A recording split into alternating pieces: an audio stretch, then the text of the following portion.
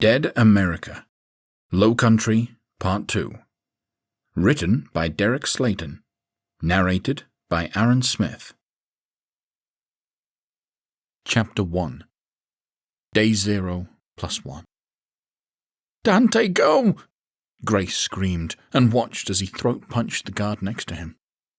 Her heart leapt into her mouth as he grabbed Bailey and leapt over the side of the bridge. Moments later, there was a loud splash, and her heart skipped a beat. "Please make it. Please be alive," she thought, closing her eyes. The rest of the men on the bridge were stunned into silence. The only sound amongst the group was the struck guard, who leaned over gasping for air. Mosley barked a laugh, heading to the edge of the bridge and looking down at the water a good 50 feet below. "Well, holy fucking shit," he drawled. "I had no idea that messed-up-looking dude had that in him." He turned back to his prisoners, Grace and Troy, as the mercenaries cuffed their wrists in front of them. "Your man there is quite the daredevil, sweetheart. It's a shame he's a pussy, leaving you and big fella up here all alone." "Don't worry," she replied, forcing her voice to stay steady. "He'll be back."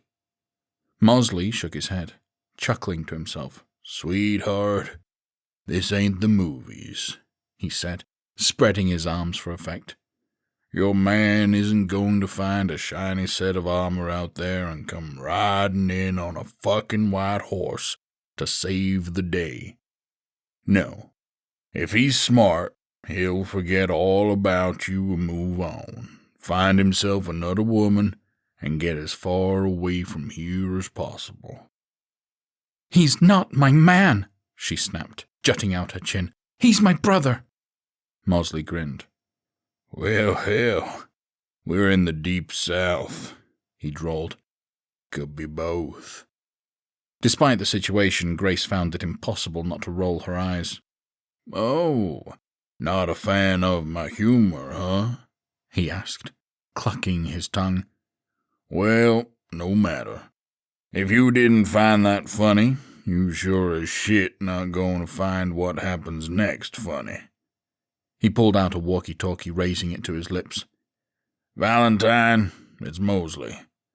I'm on the bridge and have a couple more volunteers for the meat grinder. Where you want them?" There was no response, and he growled, "Well, hell, Valentine. Didn't realize it was break time already.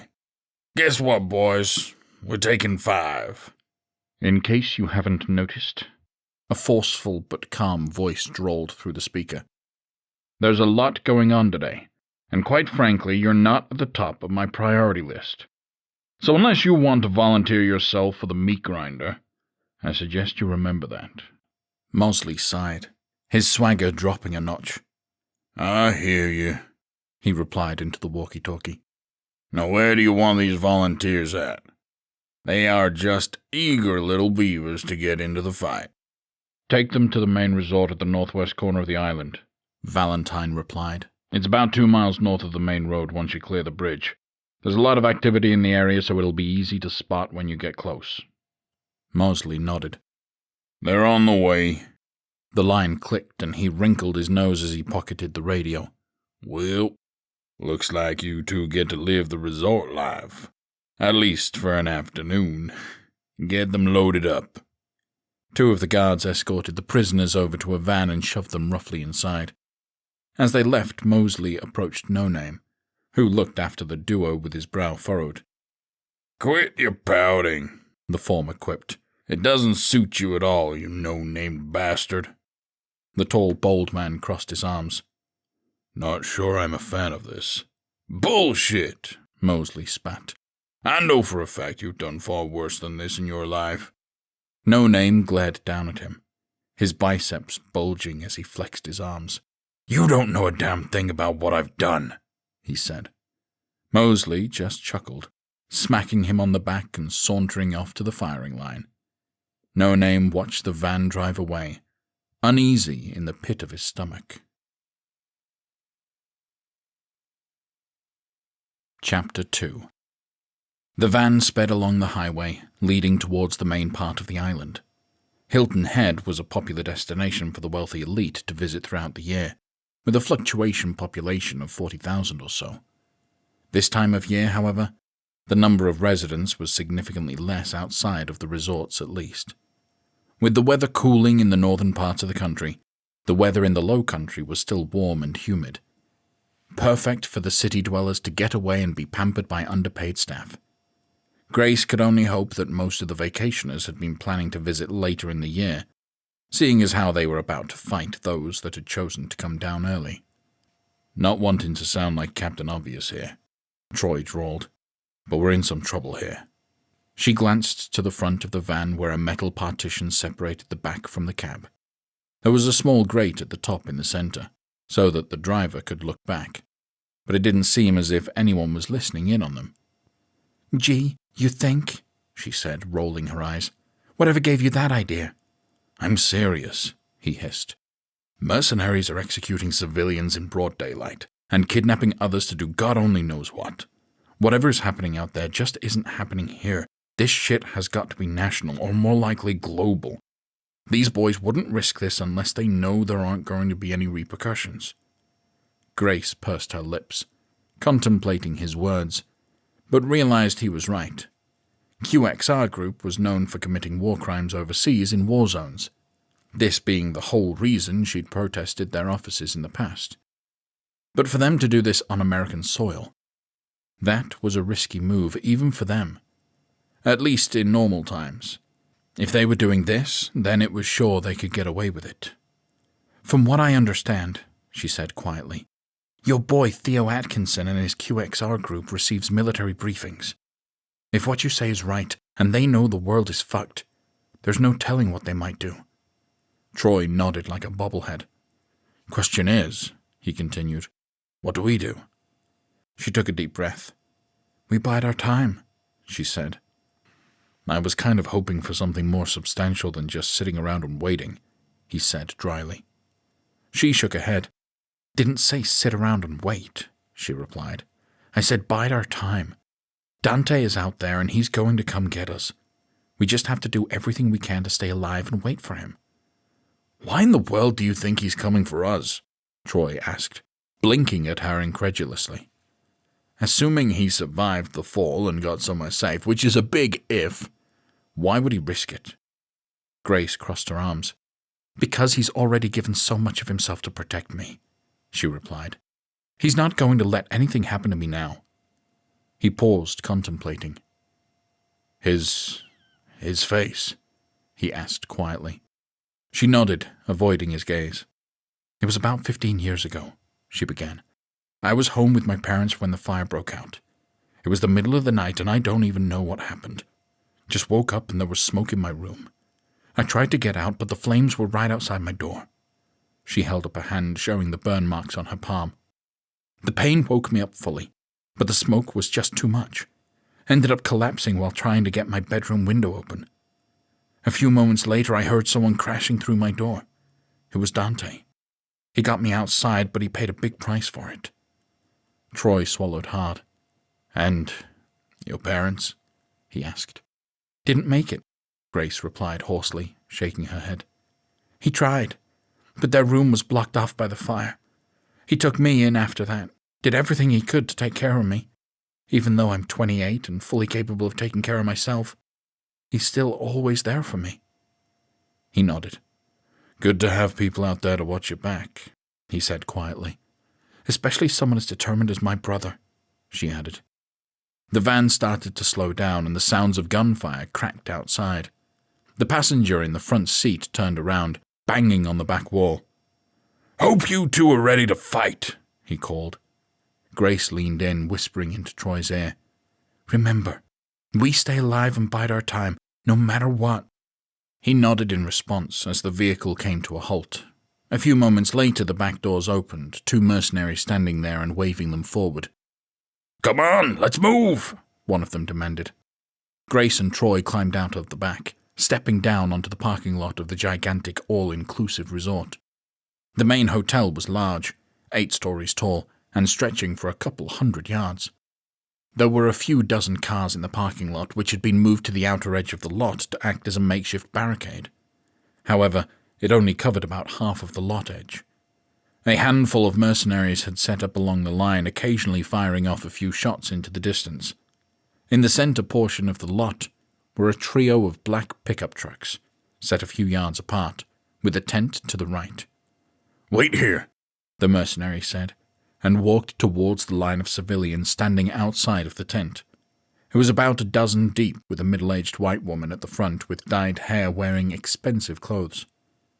As she reached the entrance to the tent, one of the mercenaries patted her down, and she jerked her arm away as they touched it. She tried to pull away, but he took a fistful of her shirt, ripping the sleeve away. Her arm beneath was bandaged, but blood seeped through the fabric. She screamed as two other mercenaries gripped her body, dragging her off to the side. About 20 yards away, they held her in front of a dumpster, and her screams turned to unintelligible pleading sobs. Unfazed, one of the mercenaries pulled out a handgun and shot her in the head. Some of the people in the lineup screamed, some already sobbing, as the mercenaries lifted the now dead woman and tossed her body in the dumpster. "Looks like they know the bites are deadly too," Troy murmured. Grace swallowed hard. "And really not taking any chances either." The mercenary that had told them to stay blew out a sharp whistle, motioning for them to come over. "Let's move," their guard snapped, and gave Troy a shove to get them headed towards the tent. "No need to shove, asshole," he muttered. "Just tell me where to go." The mercenary raised his hand to shove him again, but stopped at the glare coming from his prisoner. "Just keep moving," he snapped. "Head to the lobby." Grace and Troy walked into the building, entering the marble-floored lobby. There was a small coffee shop in the corner, a piano in the corner tinkling out an automatic tune, and a long stretch of sofas and recliners along the far wall, which was floor-to-ceiling glass overlooking the water. The mercenary looked around, spotting someone waving them in next to a group of 5 civilians sitting on the floor. He led Grace and Troy over and pointed to the floor where they sat next to the 5 males nervously perched there. A mercenary headed out of a back room carrying a cardboard box and walked into the center of the group, dropping the box on the floor. There was a metallic clinking as it settled, and then the man gave it a kick, sending it toppling over onto its side. Heavy-duty cutlery skittered across the floor, and he glared at the silent and still civilians beneath him. "I suggest you find a weapon in there you feel comfortable using," he demanded, "because in 2 minutes you're being marched up to the 3rd-floor conference room to clear it out." An older gentleman dressed in a high-end bright green golfing ensemble got to his feet, pointing a finger at their captor. "I don't know who the fuck you think you are, coming in here and barking out orders," he snarled, "but we're not playing your little game." The mercenary stared at him for a moment, blinking with almost an impressed look on his face. "Is that a fact, now?" he finally asked. "Oh, you bet it is," the golfer replied, squaring his shoulders. "I may not know what's going on, but I know I'm not taking orders from some lowlife like you. In fact, I think—" His tirade cut short as the mercenary shot him in the head, dropping his body to the ground. He turned to the rest of the wide-eyed group, waving the weapon around and raising his voice. "Let me be very fucking clear with all of you," he declared loudly. "In 1 minute and 15 seconds, you are going to be marching up to the 3rd floor to clear out a room full of whatever those things are. If you don't want a weapon, that's your business. But you will be marching, or else you'll end up like your friend there. Now, if you want to take the easy way out, it's no skin off my back, because I have a bullet for each of you." He wiggled the gun in the air. "So make your decision." The group sat for several seconds in shocked silence. Finally, Grace got up and walked over to the box, picking through a few of the chef's grade cutlery before deciding on a meat cleaver. She picked it up and gave it a few practice swings before turning to Troy, who was still sitting on the ground. "What the hell are you waiting on?" she snapped. "Get off your ass and grab something." As if snapping out of a trance, he nodded jerkily and scrambled over, grabbing a large butcher knife. He stood next to her and gave her a nod. Grace looked around at the rest of the group, all of whom were dressed in fancy clothes, clearly staying at the hotel rather than working there. "Well, what are the rest of you waiting on?" she demanded. "An invitation? Get to your feet and grab something now!" They scrambled to their feet, faces pale and scared, and picked up weapons, holding them nervously. She wondered if any of them had ever even held a kitchen utensil in their life. The mercenary who'd given them their pep talk let out a whistle, and then pointed at Grace when she looked at him, motioning for her to come over. "Yeah, come here a second," he said. She squared her shoulders and approached him, careful to let her cleaver hand hang next to her side to make sure he didn't get trigger-happy thinking she was going to use it. "What's your name, girl?" he asked. She gritted her teeth but replied calmly, "Grace." "Grace, huh?" He nodded. "Okay, I'm Dodson. I'm going to go out on a limb and say you aren't one of these pampered fucks who still thinks they're on holiday," he said, motioning to the rest of the group. "Quite the intuition there, Dodson," she snapped, before she could stop herself, tone laced with mocking. He smirked. "Forceful and has balls. I can work with that," he said, pointing at her. "You're going to be my go-to person on this." "My day is now complete," she replied dryly. "Not yet it isn't," he said brightly, and pulled out a military-grade switchblade. He hit the button and the 6-inch blade rocketed straight up. He held it in front of her face. "This blade is no joke," he said. "Little work, and you can cut through bone." He flicked the knife closed and handed it to her. "Just to show you I'm serious about you being my go-to person. I'm giving this to you. There's bound to be close encounters up there, so this might help." She flicked it open, inspecting the blade, and then closed it, shoving it into her pocket. "Thanks," she muttered, and then turned on her heel, heading back to Troy. Dodson smirked at her back, checking out her bottom half, and then let out another whistle. "All right, listen up," he bellowed. "This is Grace, and she's the only one of you that's shown any initiative and, frankly, any willingness to live through the next half hour. I strongly suggest you listen to her and follow her lead." Everyone turned to her, but she didn't look anyone in the eye, unfazed by the praise. "Third floor, let's move," Dodson continued, motioning to a stairwell door about 20 yards away. "Cortez, you're with me. The rest of you, stay back and wait for more volunteers." Volunteers, my ass, Grace thought bitterly as she followed Dodson to the stairs and up towards the 3rd floor. Another tall and muscular mercenary, who must be Cortez, followed, bringing up the rear. Nobody spoke as they marched up the stairs, the only noise footfalls echoing on concrete, muffled gunshots coming from outside. They reached the door on the 3rd floor and Dodson held up a hand, pulling out a keycard. He handed it to Grace.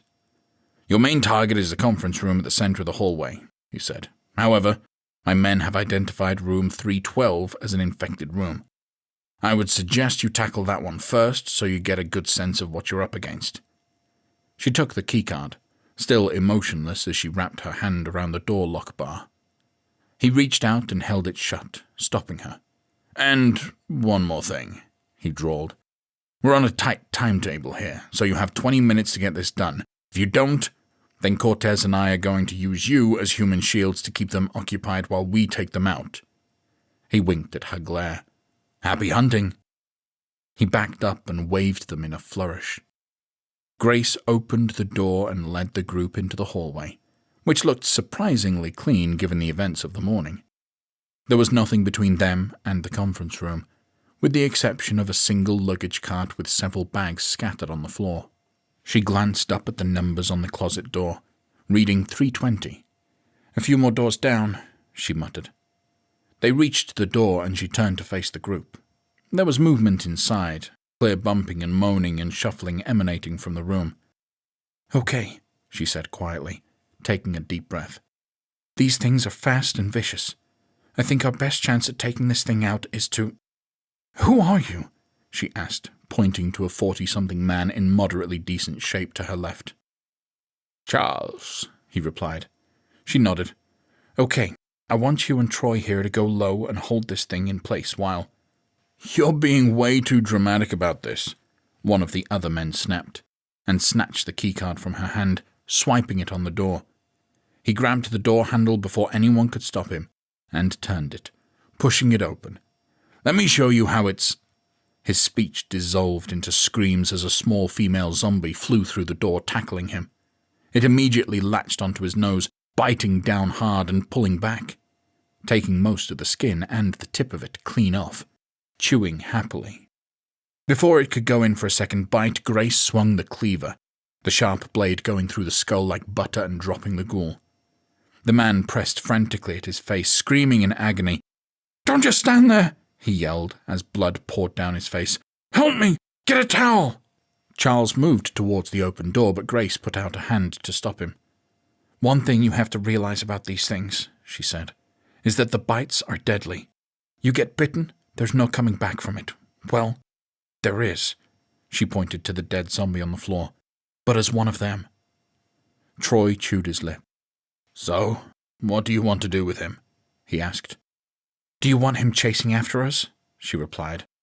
He shook his head. "Not particularly." "Then you know what to do," she said, her eyes cold and emotionless. Troy nodded and looked down at the man on the floor. "Sorry, man," he said, "but we have to protect ourselves." The man held out his hands. No, I'll be fine. It's okay, please." His pleading cut short as Troy took his butcher knife and went in for the kill. He plunged it into the man's forehead, ending his suffering, and stood up glancing at Grace, who had a fire in her eyes. He couldn't deny it terrified him a little to see this sweet girl flipping so quickly into survival mode. "Now, are you rich fucks going to start taking this seriously?" she snapped. "Or do you want to end up like him?" She pointed to the dead man, and the others nodded, unable to speak. "Good. Now let's get to the conference room before those assholes use us as bait." Chapter 3. Grace stopped the group just outside of the conference room. There was a lot of noise inside, and the double doors leading in had a makeshift barricade holding them shut, with heavy potted plants moved over to hold it. One of the doors was partially open, not more than a foot wide. It butted up against the giant potted plant, and Grace tried to shove it back against the door, but it wouldn't budge. "I can see why they use these," she muttered. "Sturdy." As soon as she finished talking, a couple of zombies smashed into the door, startling the group, and they all jumped back. A trio of arms jetted out from the opening, clawing frantically at the fresh meal, thankfully unable to fully make it through the gap. Grace turned back to the others and shrugged. "I'm open to ideas." "Yeah, I got one of the men drawled, raising his hand. "Why don't we hide from these people?" "Or better yet," another added, "try to escape?" Troy shook his head. "Man, you saw what they did to that dude in the lobby," he said. "As soon as he started to act out, they just shot him in the face. What do you think is going to happen if we try to escape or they find us hiding?" "We gotta try something," the first man argued. "Fine," Grace snapped, waving a flippant hand at him. "If you want to run away or find a hiding spot, you have at it. We won't give you away. We also won't mourn you when they gun you down." She checked her watch. "Now, we have 16 minutes to clear this room or they're going to kill us. So, if you aren't in this fight, get the fuck out now, because I need to know what I have." The group all shared nervous looks, but nobody made a run for it or tried to hide. "Okay," she said with a nod. "Let's figure out how to get this done." She turned back towards the door, angling herself so she could see into the room. It was difficult to see anything, with the zombie arms flailing about, but she caught glimpses of the far wall. "It's not much, but it looks like there's a decently sized buffet line on the other side," she mused. "About 4 tables long. Still has most of the silver serving dishes on it." "How much resistance?" Troy asked. She shook her head. "Not sure," she admitted. "I count 8, not including the 3 by the door, so that's 11, just on one side of the room." "And we're armed with knives?" one of the men scoffed. "Yeah, this is going to go great." "It will if we work together," Grace said firmly, and looked down the hallway. There was a rolling food trolley used to deliver room service parked outside one of the doors. She strode over and grabbed it, rolling it back to the door. Troy lifted the silver dome on top and peeked into the plate beneath. "I ordered an omelette," he said snootily, "not the Benedict." Grace rolled her eyes and then turned to the group. "Okay, here's how we're doing this," she said firmly. She pointed to the two men to her left. "One of you is going to brace the door, while the other pulls that giant potted plant away from it. Those things are putting up a hell of a fight, so it's not going to take long for that door to come open. I just need you to hold it long enough for this cart to fit through. Once it is, Troy and I are going to shove it through them so we can get into the room." Charles raised a tentative hand. "Why not just block up the door and fight them off here?" he asked. "Wouldn't that be safer?" Grace motioned to the door, at the still maniacal flailing arms. "The zombie heads are a foot behind the door, and there are at least 3 of them," she said. "If you want to reach in there to try to stab one, you be my guest." "No, I mean, what if we open the door wider and use the cart to block them off?" he replied, a little frustrated she wasn't getting his point while they were running down the clock. "We would have easy access to their heads." She cocked her head back and forth. "True," she admitted, "but the noise would bring in the rest of the room. It would take everything we have just to hold the cart in place, and unless you want to hop on Troy's back, I doubt you'd be able to reach them." "And already saying no to the back thing," Troy added, raising his hand. "But that does beg the question. What are we doing if we somehow get inside?" Grace jerked a thumb over her shoulder. "The buffet line," she replied. "It's close to the wall, so it's going to be close quarters, but we can use that to our advantage. I'll plow through to the other side and block off that side, but Troy, you're going to have to get creative to hold them off on the other side." He peeked through the crack in the door, focusing on the buffet. He focused in on one of the large silver-domed food-serving containers. "I'm pretty sure I can use that serving dish to hold them off," he said. "If I can get one of them hung up on it, it should work." One of the men shook his head, pressing his palms to his temples. "So, great," he moaned. "Instead of having a breakfast buffet, we become a meal? They're just going to jump over the tables and get us." "Show of hands," Grace declared. "Has anybody seen any of these things jump?" When nobody moved, she shook her head. "Me either. Not saying they can't, not saying they won't, but I haven't seen it, and with—" she checked her watch again. "With 14 minutes to do this, I vote we assume that they can't and proceed." The man wrung his hands, looking uneasily at the knife handle in his fist. Troy reached over and put a hand on his shoulder. "Hey, big guy, you need to get in the game here," he said, firm but not unkindly. "Judging by your appearance, I'm assuming you've always looked down on the hired help. So, look at this as your long-awaited opportunity to finally reach out and hit them, instead of just making their lives a living hell by yelling at them." The man furrowed his brow, scowling at the insinuation. "And he's back," Troy declared with a grin, patting him on the shoulder. "Let's get this show on the road." He gave the guy a push towards the door, and then joined Grace behind the pushcart, which was just big enough for both of them to get a good grip on it.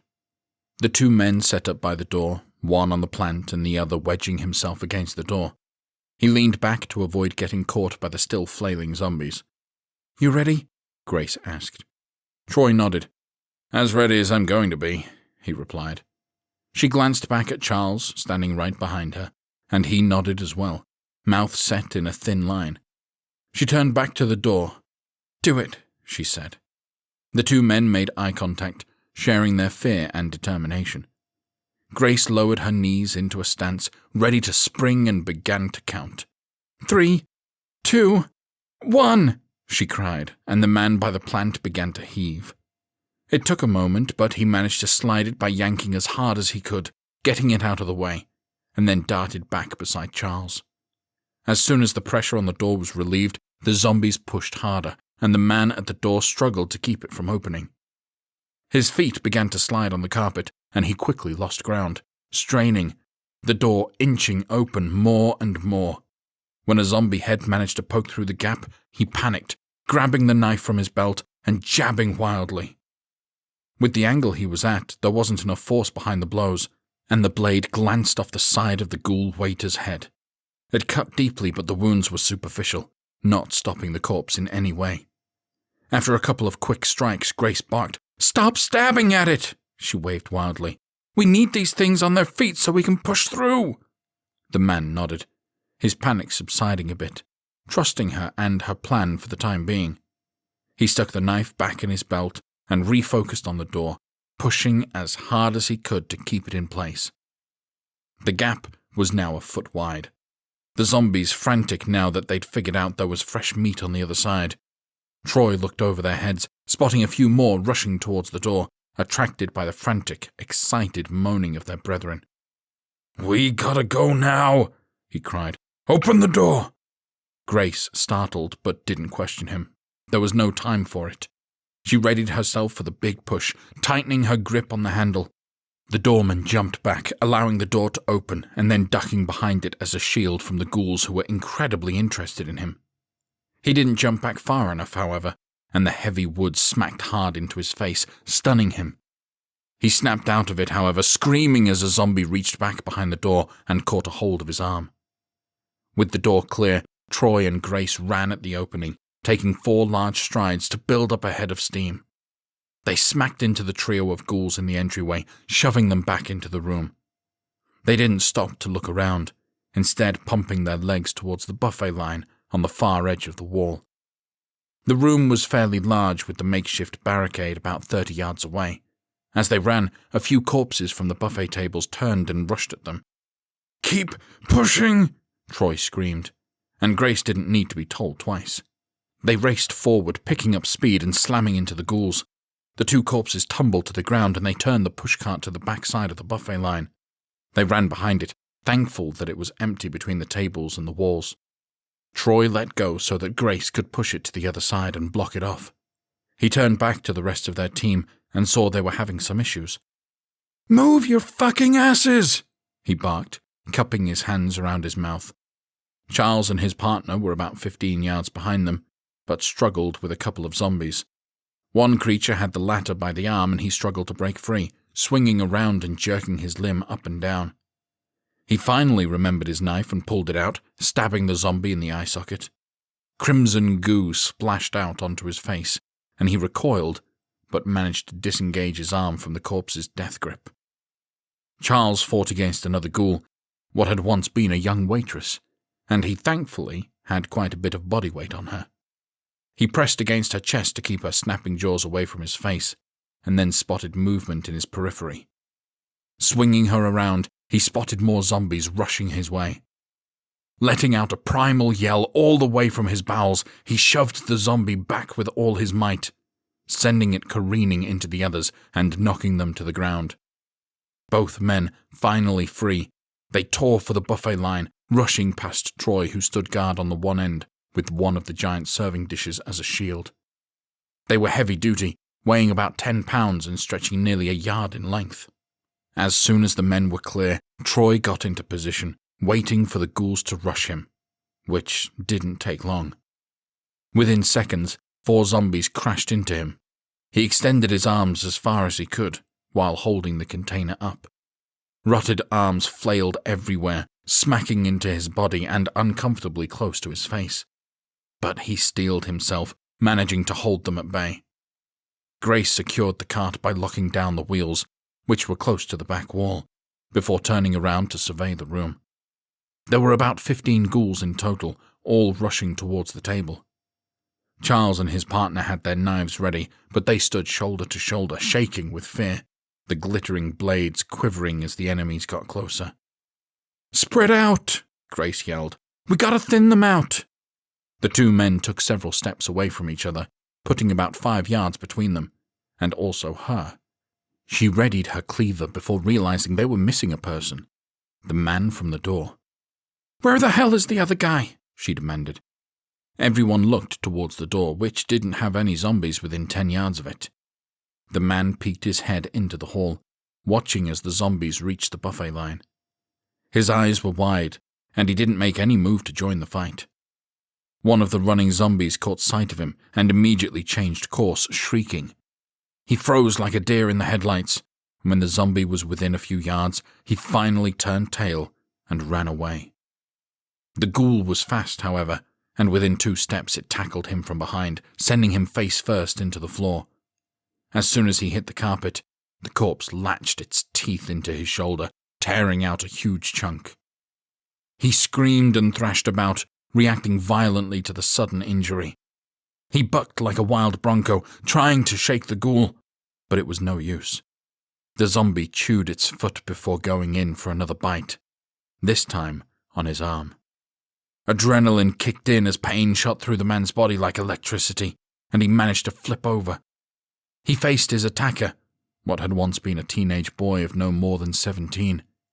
He had a slight frame with bite marks on several parts of his torso, and chewed hungrily on the bit of biceps still in his putrid maw. The wounded man's head swam, pain and blood loss mingling in a heady mix as he stared up at the zombie in cold fear. He had trouble processing the moment, not able to wrap his brain around the fact that his life was very quickly coming to an end. When the zombie lunged back in for another bite, he lifted his arm to catch its mouth before it reached his face. On instinct, he reached down to his belt, pulling out the knife and stabbing up into the ghoul's face. The corpse went limp on top of him, twitching a bit, and he simply laid there, too weak to move. Back at the buffet line, the bulk of the zombies had reached the tables, slamming into them and pushing them back into the others. The 3 defenders planted their legs against the edges to keep the tables in place, the wood digging into their thighs. Grace raised her cleaver as 2 zombies reached over the serving dishes, and one knocked to the ground in a clatter. She buried it into the ghoul's head, but was unable to jerk it free before the corpse fell to the ground, taking the cleaver with it. She made a mad grab, but the other zombie lunged at her arm, and she pulled her hand back quickly. Now, weaponless, she looked around the table for something she could use to kill the ghouls with. She spotted a small plate filled with metal skewers, each about a foot long. She reached for one, but the zombies lunged for her arm. She smacked its hand away, jerking back to avoid its gnashing teeth. She took a deep breath and lashed out, managing to snatch one of the skewers and readied it for a strike. The ghoul toppled during another bite attempt, and as it thrashed back to its feet, she didn't waste the opportunity, jamming the skewer forward into its eye. The first one glanced off of the side of its face, and she screamed, jamming again, this time finding her mark. She kept a good grip of the skewer, yanking it back out before the zombie flopped down onto the floor. Grace looked over at her team, noting the 7 ghouls between the other 2, who were flailing wildly to try to take them out. The closer man continued to flinch as he tried to slash forward, but the 3 zombies grasping at him had him so spooked he could barely reach forward to do any damage. Not wanting to draw attention to herself, she ducked down and pushed the long tablecloth out of the way, crawling underneath the buffet tables. She peeked out of the front, making sure that the zombies were still focused on the man behind. She pulled herself out, grabbing her cleaver from the fallen ghoul, and wrenched it free of the skull with a sickening, slick noise. She moved slowly, staying on the ground and crawling to a nearby table that was about 5 yards away from the buffet line. She got up on one knee and peered over the table. The zombies were all engaged with the men, not paying her any attention, so she slowly stood up, gripping the cleaver tightly. She walked cautiously and quietly towards the line, staying just to the right of the creatures. When she reached striking distance, she lunged forward, swinging hard and catching the rightmost ghoul in the side of the head. The force of the blow sent the professional-grade cutting utensil right through the back half of the skull, clipping enough of the brain to drop the zombie. The falling corpse generated enough of a ruckus to alert the ghoul next to it, so she didn't hesitate, using the momentum from her swing to bring the cleaver around, embedding it into the face of the turning corpse. The 3rd and final ghoul attacking the man broke away from him and darted towards her. In a panic, she dropped the weapon and shoved her hands out to grab it by the chest. The creature growled and snarled at her, and she struggled to hold it at bay.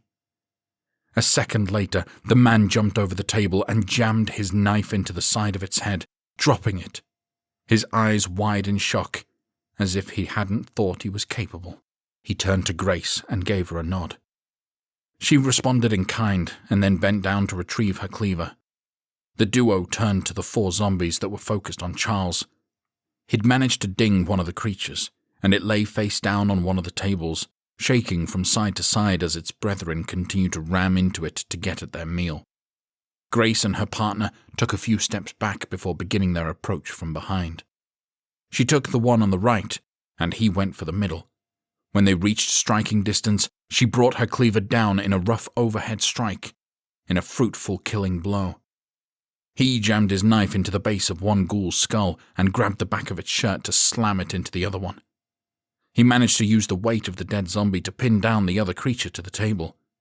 He held it in place as best he could, and Charles drove his knife into the back of the flailing creature's head. With the immediate threat gone, he stepped back with a huff, rubbing at his face. Are you okay, man?" Grace's partner asked, motioning to the blood all over his hand. Charles looked confused for a second, and then looked at his palm, eyes widening with panic at the blood coating it. He carefully inspected himself for a bite, but couldn't find one. He pulled a length of tablecloth from the buffet line and wiped his hand, finding nothing. He held up his hand and turned it this way and that to show he was clean. "Must have been one of theirs," he said. "Could you people give me a hand before taking a fucking smoke break?" Troy bellowed, and the trio startled, immediately leaping into action. Charles stayed behind the buffet line, rushing over and throwing his weight behind the serving dish to help hold the ghouls at bay. Grace and her partner rushed along the tables, staying close. As they came within a few yards of the edge, a couple of the ghouls in the back broke off and came around towards them. They readied themselves, extending a free arm to hold back chests and striking with the other. Grace nodded at her partner, once a reluctant man, now delivering kill strikes with no hesitation. Troy, faced with only one remaining zombie, was fed up. He let out a grunt before giving the serving tray a heave, sending the ghoul back onto the floor. As it tried to get back up, he raised the heavy metal platter up over his head and drove it down, cracking the corpse's skull. Unsatisfied, he brought it down a few more times, despite the zombie no longer moving, obliterating its head until there was nothing left but goo. He finally tossed the tray to the side, causing a racket as it clattered to the floor. The quartet stood silently for a moment, chests heaving, hearts hammering, each reflecting on how they'd survived the fight. Grace looked at her watch. 4 minutes to spare, she said. "I don't know about the rest of you," Troy declared, holding up a hand, "but I vote we use every last second of our allotted time. I could use a breather." He massaged his arms, sore from having held the thrashing zombie at bay for so long. He headed over to a seat in front of a plate of now cold food, plonking down and putting his feet up on the table. "I agree," Grace said, heading for the table. "Not only do we need the rest, but we need to see just how strict these assholes are on timing." Chapter 4. Exactly 4 minutes later, Dodson and Cortez walked down the hallway towards the conference room. Rifles raised, they moved soundlessly down the carpet, ready to throw down at a moment's notice. They stepped over the bodies of one of the group sprawled beneath a zombie from the room. Dodson cocked his head, noticing the stab wound as well as the missing nose, nodding in appreciation that they'd put him down after being bitten. They approached the conference room, spotting a zombified civilian pinned underneath a dead waiter. It flailed around, snarling at the sight of fresh food. Cortez didn't hesitate, aiming for a clean headshot and taking it to silence the noise. The duo stood fast, weapons raised at the door, in case anything was going to come barreling out to meet them. When nothing did, they nodded at each other and leapt forward, bursting into the conference room. They lowered their guns and relaxed as soon as they spotted the quartet sitting around a dining table. "I have to admit, I'm impressed," Dodson drawled as they approached the table, waving his hand at the pile of corpses by the buffet line. "Only 2 casualties in clearing out this room." She swallowed a big bite of blueberry muffin before replying dryly, "Guess I owe you $5. You ought to be giving that money to us, Troy declared, linking his fingers across his chest, still lounging. Since we're doing your job for you.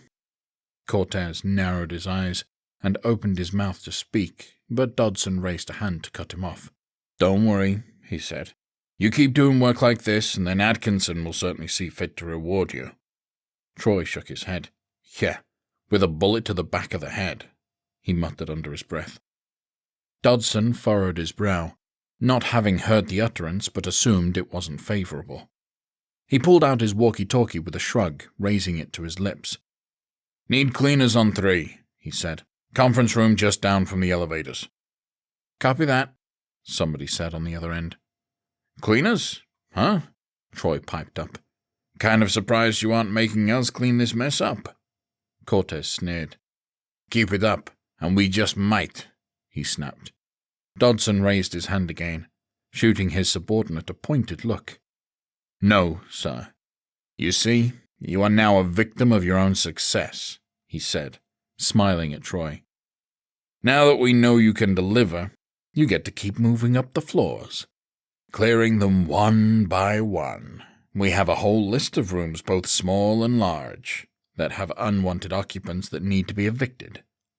The group shared concerned, defeated looks, save for Grace, who simply continued eating her muffin. But I know that nobody can work non-stop, Dodson continued. So why don't you take 5, help yourselves to whatever food you can find. You've earned it. Troy glanced at the plates on the table, wrinkling his nose at the blood splatter across them. He lowered his feet, poking at a miraculously blood-free omelette. It was cold and rubbery, and he grimaced. There goes their 5-star review, he joked. The elevators along the far wall gave a cheerful ding, and they all turned to look as the doors slid open. 4 people exited, each pushing a luggage cart. They were older, easily late 50s or early 60s, 2 men and 2 women. None of them appeared to be in terrible shape, but they moved slowly, clearly not up to be fighting. One of the women in the back took in the sight of corpses and burst into tears, prompting the man beside her to put an arm around her shoulders for comfort. The other 2 looked to Dodson for instructions, though they stayed stiff and nervous. One of you get the duo by the front entrance, he said, snapping his fingers. The rest of you get started on the buffet line. They started moving, albeit slowly, walking over to the corpses and loading them onto the luggage cart. Troy stared in open-mouthed horror. Jesus Christ, that's all kinds of fucked up, he breathed, watching the retirees lug dead bodies. Dodson strolled over to the table and grabbed one of the pre-packaged muffins that Grace had torn into, cracking open the plastic. He tore off a piece and popped it into his mouth. Admittedly, that's not my proudest moment, he said through blueberry dough. But if you are not going to be a part of the team, you gotta be useful. And if they're not? Charles asked. Troy snorted. Always a dumpster out back, he said dryly. Dodson smirked, taking another bite of his muffin. He looked around the table as Grace finished hers, noticing that nobody else was eating. Well, if none of you want breakfast, I guess we should make our way up to the 4th floor, he said with fake sympathy. Hope you are ready for a challenge, because there is a party A torrent of gunfire erupted from outside, and his brow furrowed. He and Cortez shared a concerned look, and the 4 civilians stiffened, unsure if the mercenaries being on edge was a good thing or not. That doesn't sound good, Cortez said. Dodson shook his head. We got some real badasses down there, he said, but his tone sounded like he was more trying to convince himself than his partner. They should be able to handle anything thrown at them. As soon as he finished speaking, his radio crackled to life. Fall back! Fall back! Somebody yelled in a panic. Get to the lobby! There was screaming before the walkie-talkie cut out, and the gunfire continued at an alarming pace. The 2 mercenaries rushed to the windows overlooking the parking lot of the hotel. The 4 civilians ran over as well, hearts pounding. The 6 of them stared out at a veritable war being waged below. Dozens of zombies flooded the area, rampaging throughout the lot. The processing tent had been abandoned, with the exception of a trio of zombies feasting on some poor soul. There were patches of ghouls scattered about, digging into still living people who struggled to break free from their grasp. 4 soldiers backpedaled towards the entrance, laying down suppressing fire towards the creatures racing towards them. They managed to put down most of them, with only 4 still running when they came within 5 yards. One of the soldiers stepped up, using his rifle as a bludgeon to try to take them out at close range. He cracked one in the face successfully, but was quickly overwhelmed by the other 3. The other soldiers fired into the mass as it consumed their comrade, but had to abandon their position as more zombies tore towards them at a dead sprint. More gunfire echoed through the building, and the 6 at the window turned around, almost able to trace the path through the floor. Finally, after what felt like an eternity, the gunfire came to a stop. They stood in silence for a moment, straining their ears, but there was nothing. Dodson pulled out his radio, hesitating with it to his mouth for a moment, tense and afraid of what the response would be. "This is Dodson," he finally said. "Does anybody copy?" There was nothing, and the civilians looked at each other. There was obviously no love lost between them and the mercenaries, but being trapped in the hotel with a bunch of flesh-eating monsters was not exactly high on their priority list either. "This is Dodson," he tried again. "Does anybody copy?" "This is Stanton." The voice sounded frantic with heavy breathing. Dodson let out a sigh of relief and asked, "What's your status?" "Situation is fucked down here," Stanton replied. "We were completely overrun in the staging area." Dodson nodded. "We're on the 3rd floor, so we had a bird's-eye view of the carnage," he replied. "Are there any survivors out there, or are we it?" Stanton asked, and the grimace was evident in his voice. Dodson turned back to the window, seeing nothing but zombies roaming around. They didn't seem attracted to any area, and he peered carefully to see if he could spot anyone hiding. But there was nothing. He raised the walkie-talkie to his lips. "I'm afraid you're it," he said. "Fuck!" Stanton cried. "Motherfucking fuck!" "Settle down," Dodson replied, keeping his voice level and calm.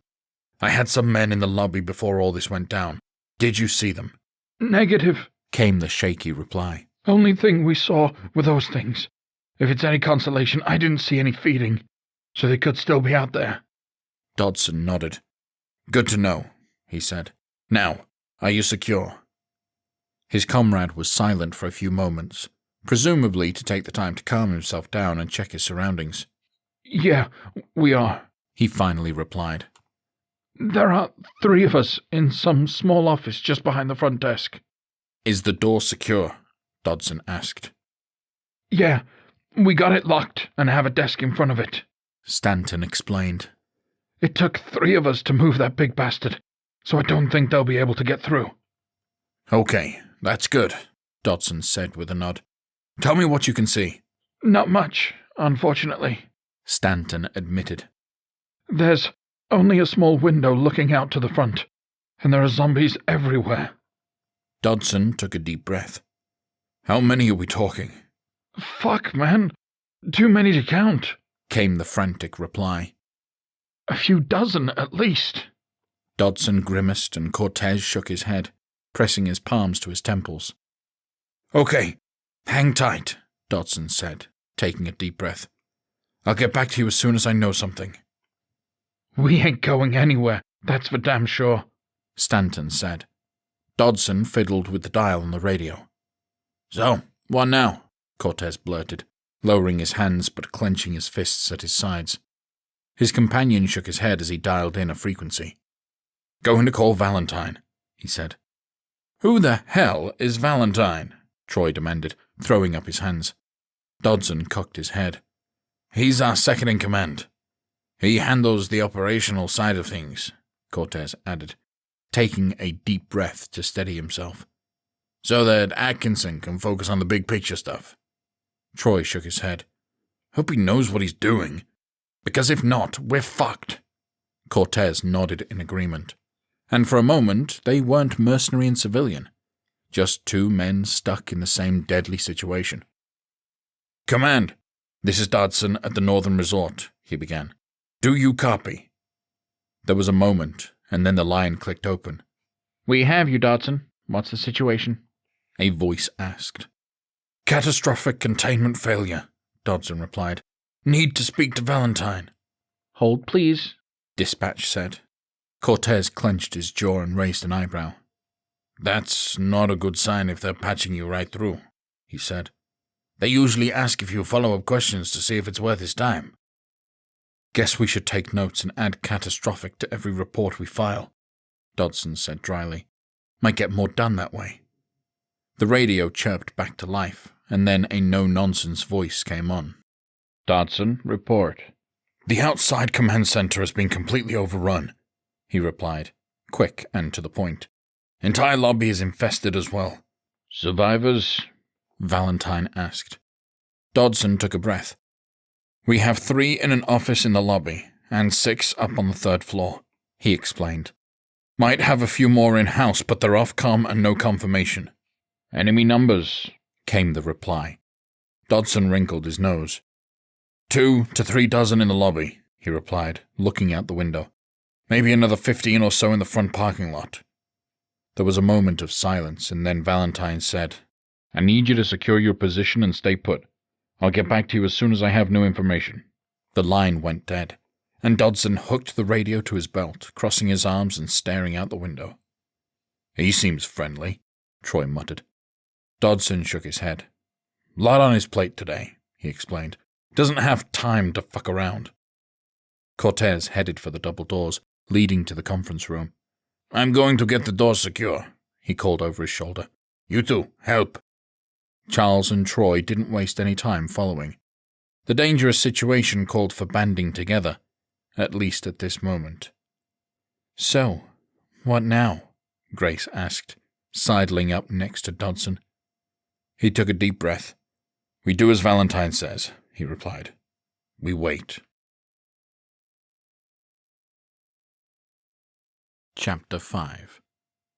20 minutes later, the retirees had finished loading the corpses onto the luggage carts and shoved them over into the far corner away from everyone. They sat around a table by themselves near the window, nursing some lukewarm coffee from a dispenser. The rest of the group sat at a table near the doors, waiting not only for a response from Valentine, but also on guard, in case they had unwanted visitors attempting to get through the doors. "Does it usually take this long to hear back in a life-or-death situation?" Troy finally broke the silence. "Or is he just shitty at his job?" Cortez narrowed his eyes. "He knows what he's doing," he snapped. "This shit came out of nowhere, and he's managing a whole island response."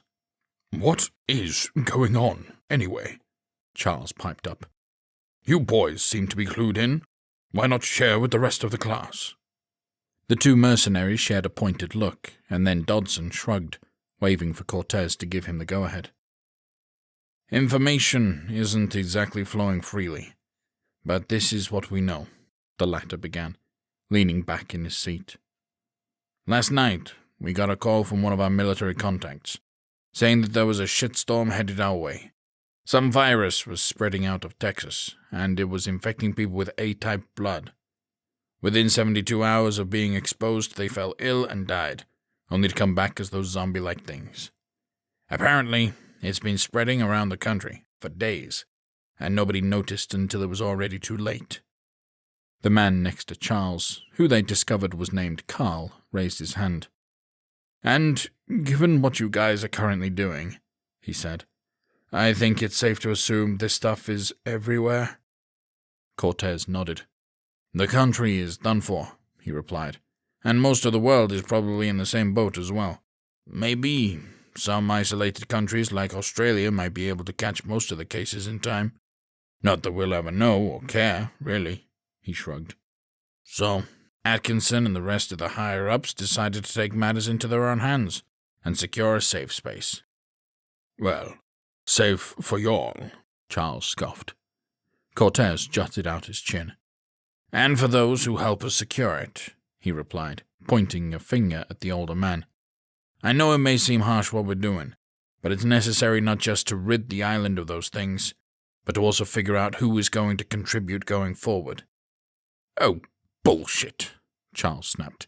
The bottom line is that you are more powerful than us, and you're doing what you're doing to save your own asses without a care in the world for us. Cortez bristled, but Dodson raised a hand to calm him down.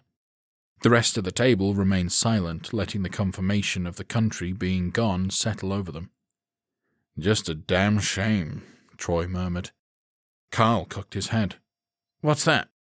Always thought the world was going to go out with a giant meteor, or nuclear holocaust, he admitted. Something with a clock on it so that we could have one hell of a final party. Kind of sucks to wake up and find out that everything is already over. Carl raised an eyebrow. I'm guessing these boys still have a key to some of the rooms, he suggested. You can always raid the minibar. And pay $23 for a shot of whiskey, Troy snorted. I'll pass. Dodson, do you copy? Valentine's voice came through the radio, and the mercenary quickly grabbed it, turning the volume all the way up. Copy, he said. After careful consideration, Valentine continued, it's been determined that the only viable course of action is to liquidate the asset. It's not strategic, and we can't afford to spend more resources to secure it. Dodson nodded, though his jaw set tight. Understood, he replied. Timeline? Drone liftoff is in 20, Valentine replied, with a 7-minute flight time. He checked his watch. Understood, he said. We'll contact in 30. The mercenaries shared a defeated look, and Dodson tossed the radio on the table with a clatter. Grace raised her arm and set a timer on her watch for 27 minutes. Hey, drone, huh? Carl asked brightly. You doing some recon to figure out how to get us out? Dodson and Cortez stared at him with incredulous faces. What? He demanded. Troy sighed. They're liquidating us, dipshit, he snapped. That drone isn't to take pictures, it's to launch a missile at the building. His face went ghost white, and he squeaked for a moment before spitting out, What the hell? How? He shook his head, running his hands through his graying hair. Why? Because our forces are spread thin, Dodson replied tersely, and other teams must be encountering stiff resistance. Not worth the risk to life to save ours. Charles threw his hands up. How in the holy hell do you guys have access to a missile-launching drone? He demanded. We have a permanent residence on the Marine base in Beaufort, Cortez replied. Charles crossed his arms.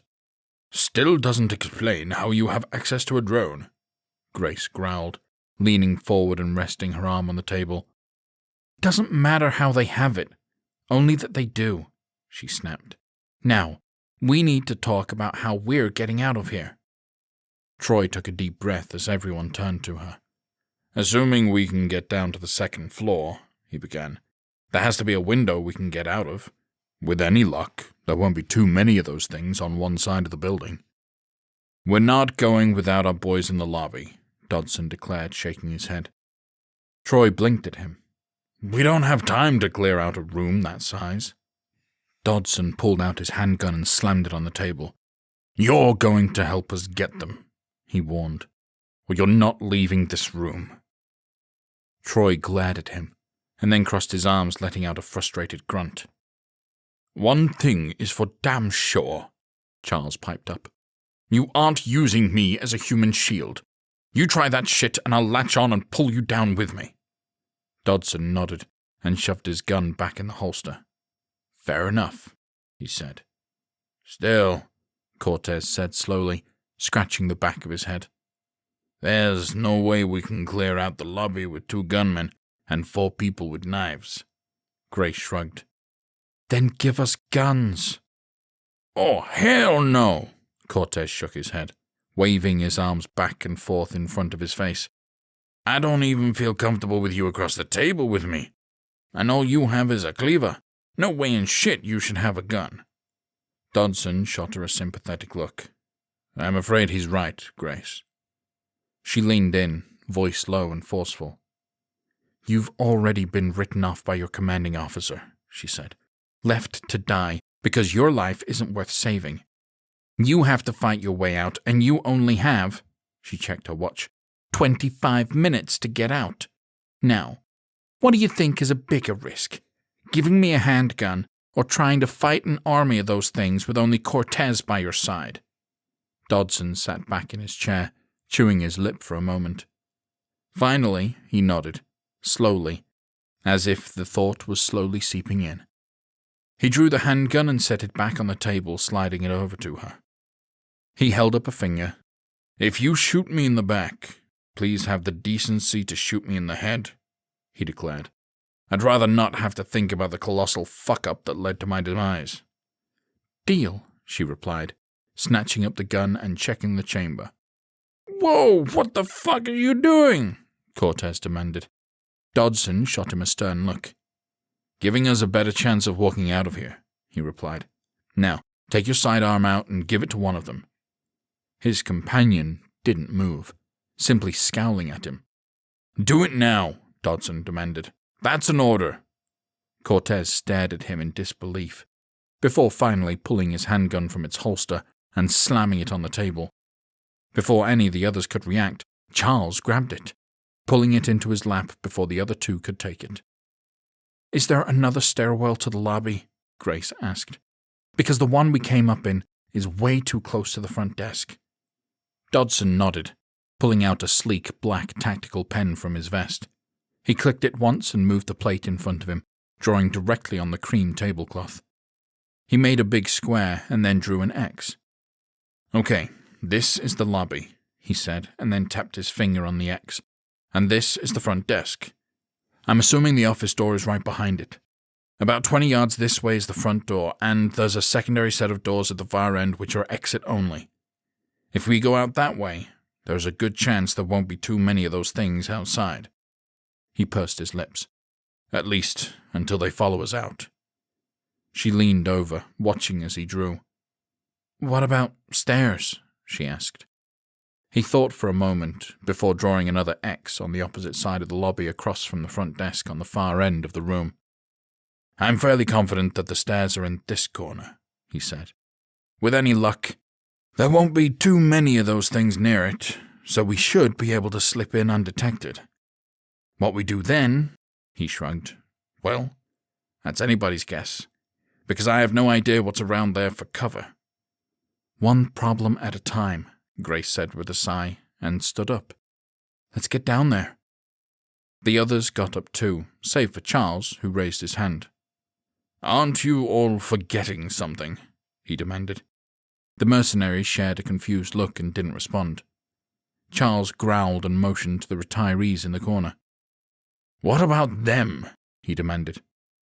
"You have a gun now," Cortez said coldly. "You can put them down if you want." Charles's eyes widened, his face growing red with rage. "You did," he stammered, and then slammed a hand down on the table. "Are you serious right now?" "You saw them," Cortez replied flippantly. "They can barely walk. There's no way they're going to be able to get out of that lobby, and we don't have the manpower to protect them. Hell, I'm going to be shocked if we get out of this." Charles growled, pointing a finger at the mercenary, but Grace reached out and put a hand on the older man's shoulder. "You need to calm down," she said. Charles gaped at her. "But—" "Let me speak," she said forcefully, but with a hint of compassion in her voice. "I think we all understand that we can't protect them and make it out of here in one piece, which is why Dodson here is going to tell them in 10 minutes they're free to go. We'll tell them about Troy's second-floor escape idea and wish them the best. Doesn't that sound good?" She glanced at Dodson, giving him a pointed look that dared him to disagree with her. The mercenary nodded jerkily. "Cortez, go tell them what's up," he said. His partner swept off and headed across the conference room to the retirees' table. Grace turned back to Charles. "Are you good?" He didn't answer right away, and she tapped her watch to remind him they were on a time limit. He clenched his jaw and shook his head, finally backing down. "They know what's up," Cortez announced as he headed back over. Dodson nodded. "Good. Let's get moving," he declared, and led the group of 6 out of the conference room and down the hallway to the target stairwell door. The 2 mercenaries stood on either side of the door, and then Dodson nodded with a quick hand gesture, and Cortez burst inside. They each took a side, one aiming up and one aiming down. "Clear up here," Cortez said, lowering his weapon. Dodson nodded. "Same here," he said. "Still, cover our six." The 4 civilians moved into the stairwell after him, with Cortez bringing up the rear. They stopped at the ground floor. Dodson readied his rifle. "I want everybody back up on the landing," he said quietly. "What?" Cortez asked, raising an eyebrow. "If it doesn't look good, we may have to backtrack," Dodson explained. "If it really doesn't look good, that might happen quickly. I want you to be ready at the 2nd floor door, and I would rather not have to shove anybody out of the way to get there." Everyone moved up except for Grace, who stayed next to him. He didn't argue, knowing there was no time to defy the determination in her eyes. He readied himself by the door which would open in towards the lobby, gripping the release bar tightly. "I'll take care of the door," he whispered. "You just be ready with that gun." She nodded as she readied her gun, taking a step back. Dodson took a beat, holding his rifle in one hand and the release bar in the other. Finally, he pushed gently on the release, and it pinged loudly despite his best efforts. He opened it a couple of feet wide and poked his head out, but the noise had attracted several nearby zombies who rushed to the door. Dodson jerked back on the release, wedging 2 ghouls in the door. He braced his foot against the doorframe, holding it as tight as he could to keep them from pushing inside. Grace didn't wait for instructions, carefully taking aim and firing at point-blank range into a few skulls. They slid down a little limp, but still held fast by the door. "We got incoming!" she cried, looking past the corpses to the lobby. "Get that 2nd floor door open!" Dodson bellowed up the stairs. Cortez didn't waste any time, immediately rushing up to the 2nd floor landing and opening the doors with the others in tow. He looked both ways down the hallway, and then ducked back into the stairwell. "We're clear," he called. Dodson turned to Grace. "You a good shot?" he asked. "Better than most," she replied. "Good enough for me," he said, and pointed up the stairs. "Get up on that landing, and be ready to cover me. I'm going to hug the railing." She nodded and sprinted up the stairs, taking up position on the landing. She aimed towards the doors, waiting for him to make his move. Once she was in position, he let go of the door and tore up the stairs, staying against the railing all the way up. Grace immediately started firing, sending 6 rounds towards the door. She hit one of the zombies in the head, dropping it, but the rest of the bullets found torsos, which didn't do much. The single kill caused some of them to stumble, buying Dodson enough time to get up to her. As soon as he rushed by, she followed him up to the 2nd floor door, the ghouls in hot pursuit. Troy waited for them, and he immediately slammed it as soon as they flew into the hallway, cutting off the pursuing zombies. They stepped back from the door, breathing heavy, as the creatures smashed into it, smacking and moaning at their lost meal. "You two okay?" Troy asked. The 2 breathed heavily, bent over and gave him a thumbs up. After a moment, they finally caught their breaths, and Dodson turned to Grace. "Not bad for a civilian," he said, raising an eyebrow. She shrugged. "Told you I was better than most." He cracked a smile as she motioned for them to go up and join the others, who were about 10 yards down the hallway. Dodson approached Cortez, whose brows were furrowed in concern. "What is it?" he asked. "There's noise up ahead," Cortez replied. Dodson raised his rifle.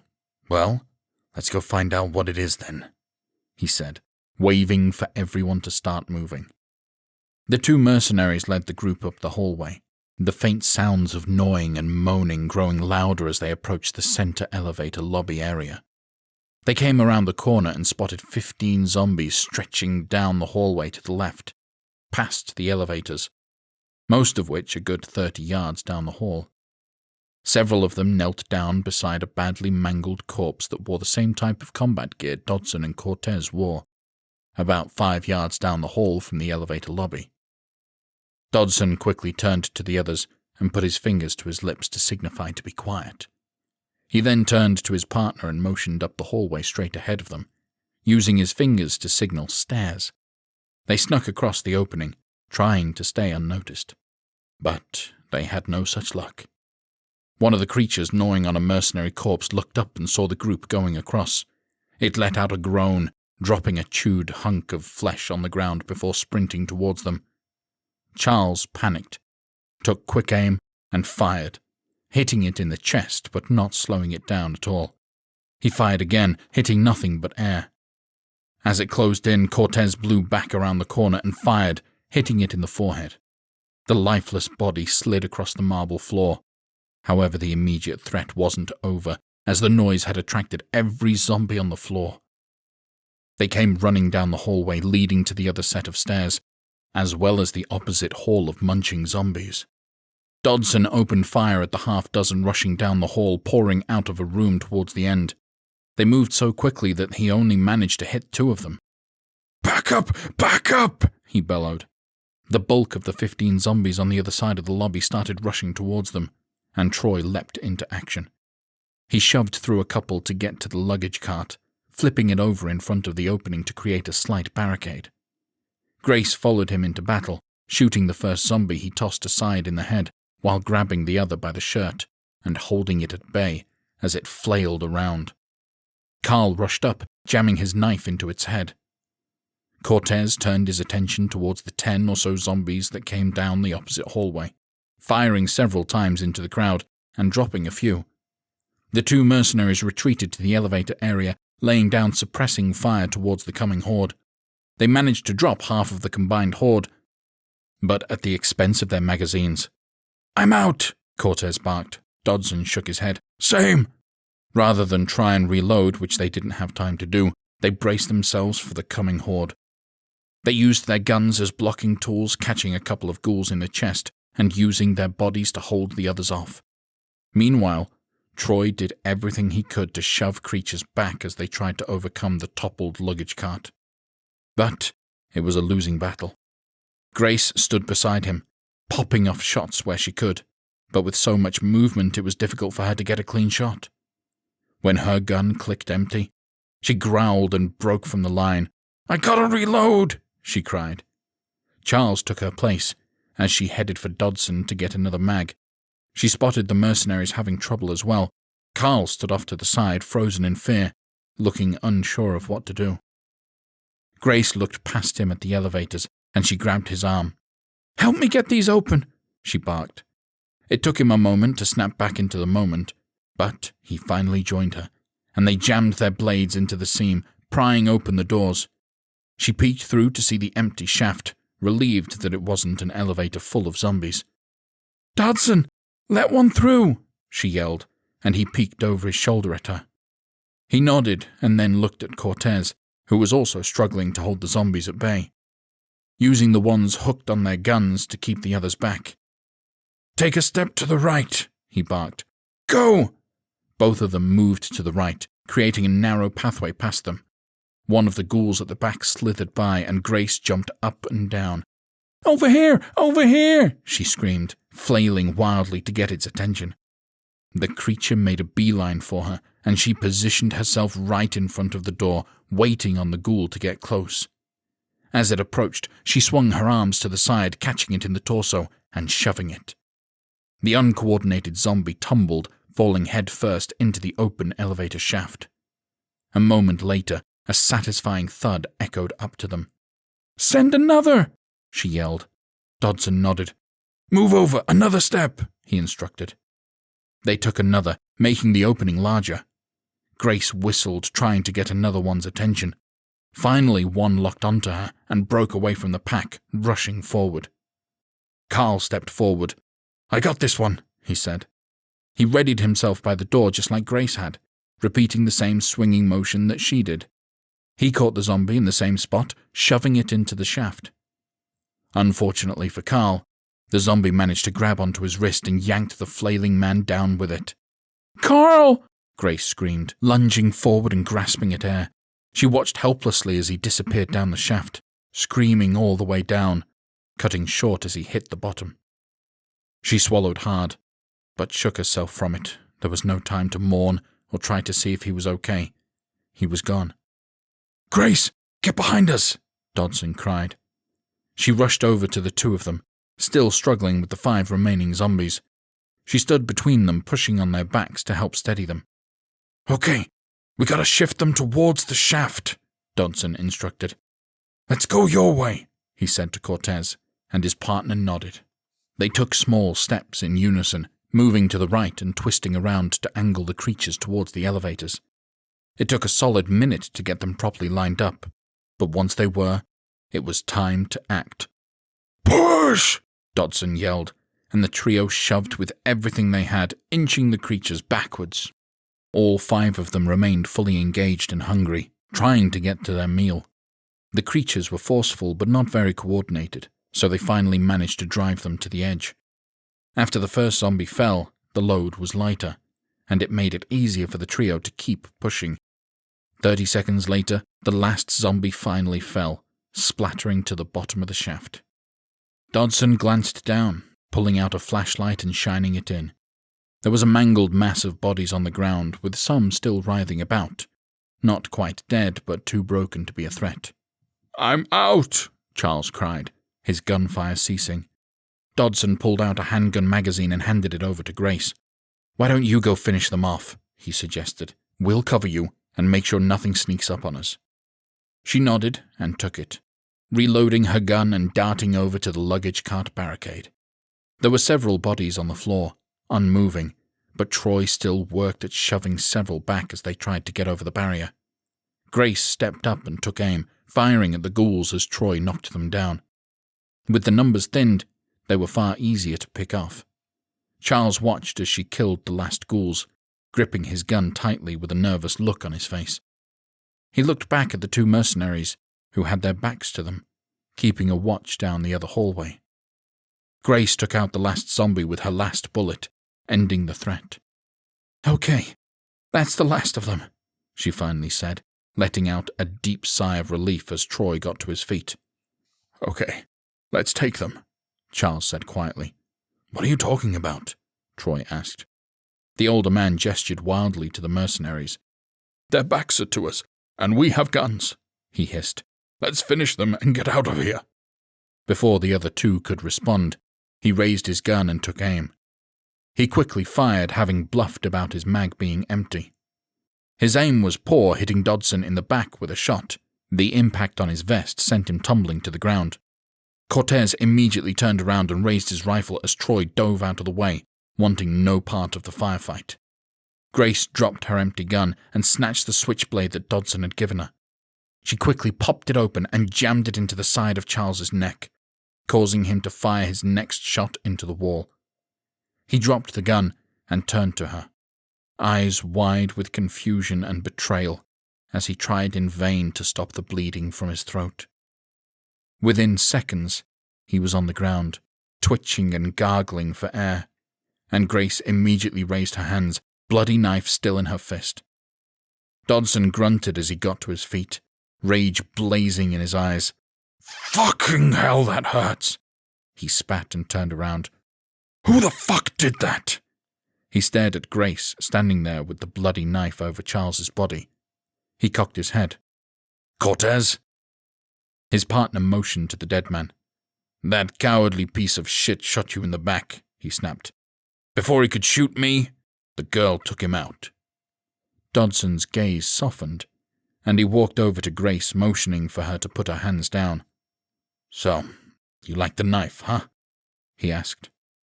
"That blade is no joke," she replied, lowering her arms. "Just as advertised." He smirked and inclined his head to the stairwell. "Come on, time's running out, let's move." They headed off towards the stairs, and Troy darted out of hiding, sidling up to Grace as she wiped the blood from her hand and stuck the knife in her pocket. "What did you do that for?" he hissed. "We're not getting out of this building without these guys," she replied coldly. "And even if we did, it's highly unlikely we would be able to get off the island." He took a deep breath, and then finally nodded. The situation was dire, and he knew she'd gone with the best option to keep them alive. She looked at her watch. 14 minutes, she said, and clapped him on the back. "Come on, we gotta move." Chapter 6. The quartet stopped by the stairwell to plot their next move. "It's going to be a bitch getting into the lobby from this side," Cortez said, "especially being this close to the front desk." Troy jerked a thumb over his shoulder. "You're more than welcome to try the other route." "Time?" Dodson asked. Grace checked her watch. 13 and change, she replied. "We may not have a choice but to go for the lobby," he said, taking a deep breath. "Grace, ammo?" he asked. "Out," she replied. Dodson motioned to Cortez and he pulled out one more handgun mag, holding it out to her. "Last one, so make it count," he said. "Rifle ammo?" Dodson asked. Cortez popped in a fresh mag on his rifle. "Last one on this, too," he said. "Same here," his companion replied, reloading his gun. "So, as long as we don't miss, we should be okay."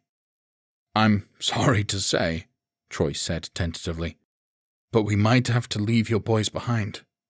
Cortez stepped up to him, pointing a finger in his face.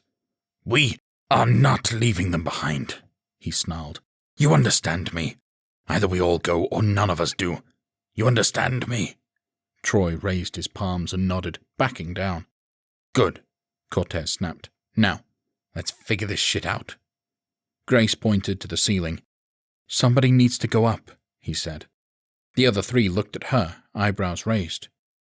"You know we're trying to get out of the building, right?" Troy drawled, sarcasm evident in his tone. Grace put a hand on her hip. "And going up is the only way," she replied. "Are the upper floors clear?" "Hallway should be," Dodson replied with a shrug. "The only reason this one wasn't was because those things followed up my men as they escaped the lobby." She nodded. "Okay, so we sent one person up to the 5th floor," she explained. "They get into the stairwell across the way, which is the one we need to take to breach the lobby safely. They cause a ruckus, get those things moving up and out of our way. That gives us a chance to get to the lobby without them knowing." "And what about the runner?" Troy asked, crossing his arms. "What are they supposed to do?" Grace whirled a hand around her head. "Double back to the stairwell and get down to the lobby," she replied. "We'll pull the zombies away from the front desk, giving them a chance to get the others out. Then we run like hell and hope we get far enough away before the drones strike." The mercenaries exchanged a look and then shrugged. "Fuck it. Better plan than I got," Dodson admitted. "Let's do it." Cortez nodded. "I'll go high."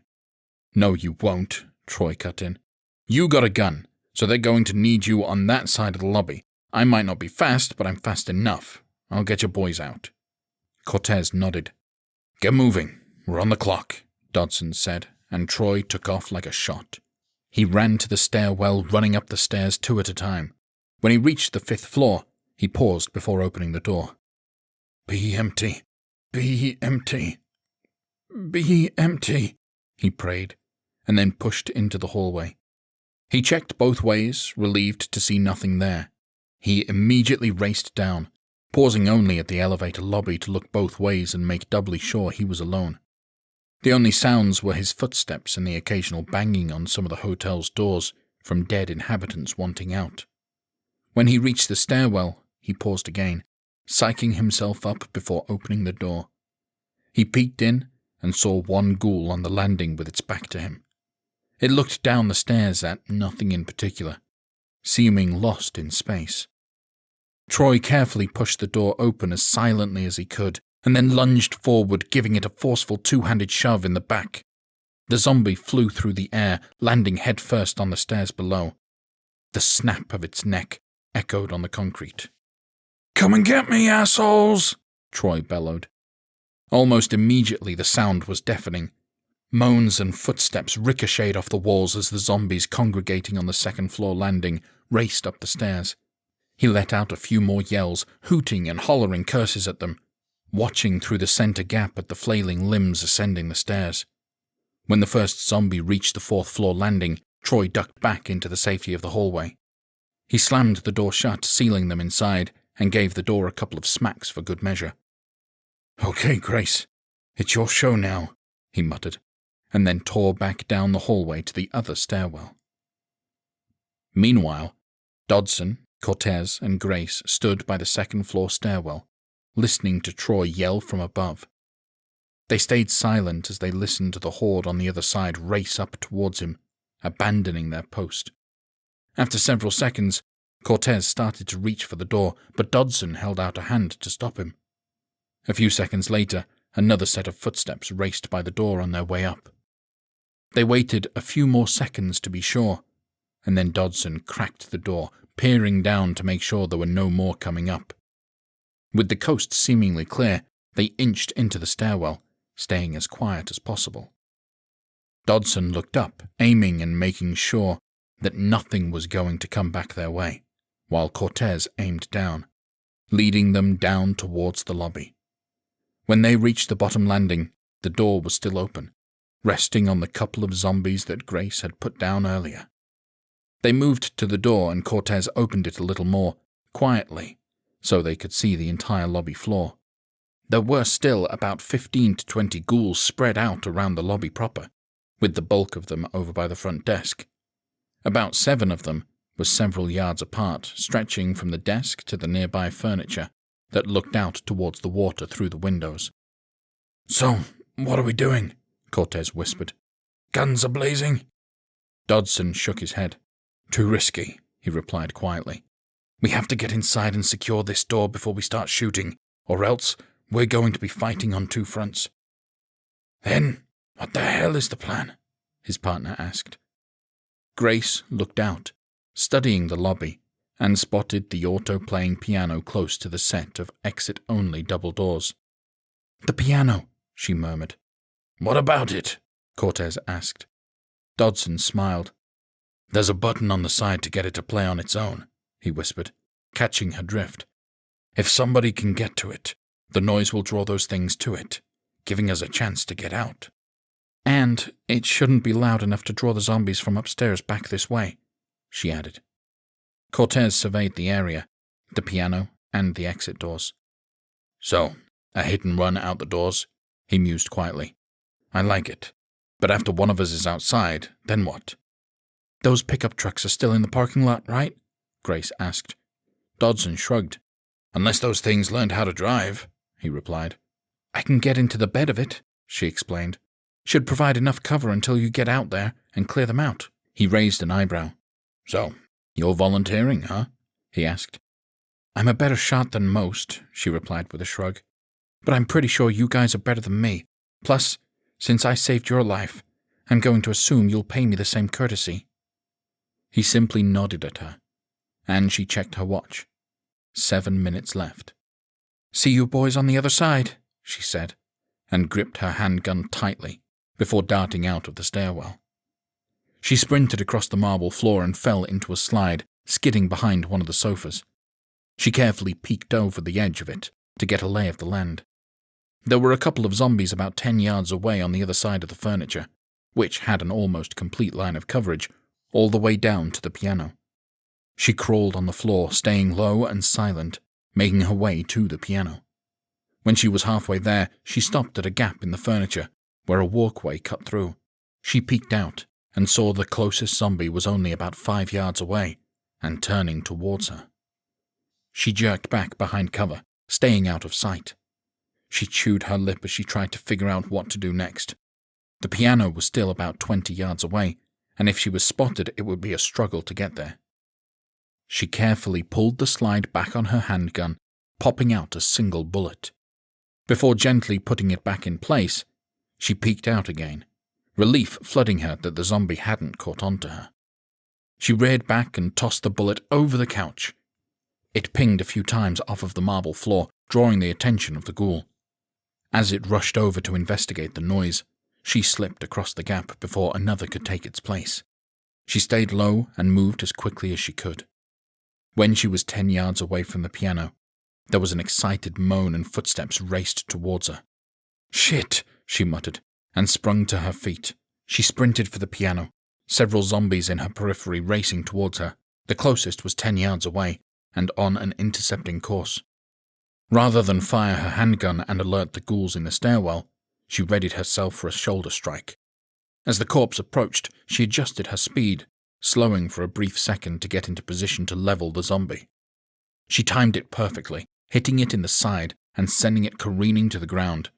It slid on the marble floor on its back, safely out of her path.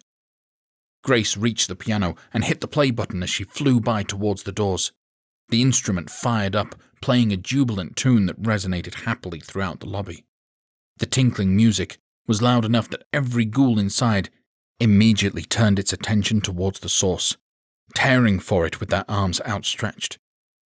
Grace didn't waste any time admiring her handiwork of freeing up the area by the front desk, slamming into the exit-only doors, flinging them open, and tearing into the parking lot.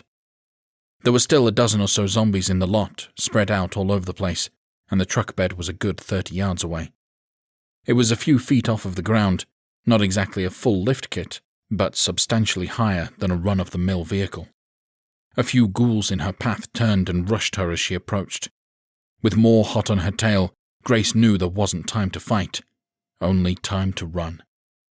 The first one that approached, she sidestepped it, deftly moving out of the way, its rotted hands grasping nothing but air. The next one closed in fast on her without much time for her to prepare. She lowered her shoulder and hoped for the best. Grace plowed over the zombie like a running back taking out a defender, sending it to the ground. She staggered over it, stumbling as its flailing arm clipped her leg. She got a hand down on the hot asphalt to steady herself, barely staying on her feet. She pushed hard, leaping back up onto her feet, propelling herself forward with only one more zombie to go. It was a smaller creature, likely having been a teenager just a few short hours ago. She had the weight advantage, and she used it, lowering her shoulder and slamming into the center of the ghoul's chest, sending it flying back. Grace reached the truck and leapt, putting her foot onto the bumper and diving headfirst into the bed.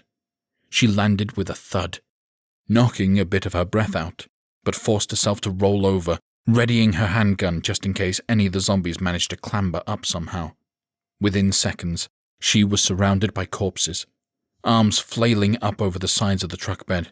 The top of the railing was chest high on an average-sized zombie, which thankfully made it difficult for them to reach inside. Grace inched herself to the center, putting as much distance from them as possible, laying flat on her back as she steadied her breath. "Okay, Dodson," she muttered to herself.